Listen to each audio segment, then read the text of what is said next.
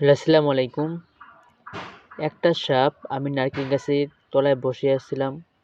একটা সাপ আমাকে হঠাৎ আইয়ে কামড় দিয়েছে। কিন্তু আল্লাহর রহমতে আমার কিছুই হয় নাই।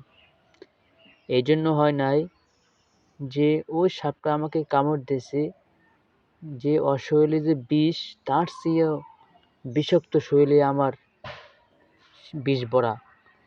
তাই ওই সাপটা কামড় দিয়ে ওই সাপটাই মারা গেছে। বেচারা খালি খেলে আমাকে কামড় দিয়েছে এবং তার প্রাণটা চলে গেছে। এজন্য আমার শরীরে যতই সাপ কামড় দিক না কেন, আল্লাহর রহমতে আমি কিছু হবে না এবং আমাকে যে কামড় দেবে সে পরিমাণ সাপ মারা যাবে। এমনকি কিংকবরা সাপ যে বিষাক্ত সাপ সেই কিংকবরা সাপ আমাকে কামড় দিলে ওই কিংকবরা সাপ মরে যাবে, কিন্তু আল্লাহর রহমতে আমার কিছু হবে না। তাই সবাইকে জানিয়ে দিলাম এবং সবাই হুঁশিয়ার থাকবেন। নারকেল গাছের তলায় বসলে, রাস্তায় হাঁটলে হুঁশিয়ার থাকবেন যে সাপ কোথা থেকে আসতে পারে, কামড় দেয়, বলা যায় না। ধন্যবাদ সবাইকে।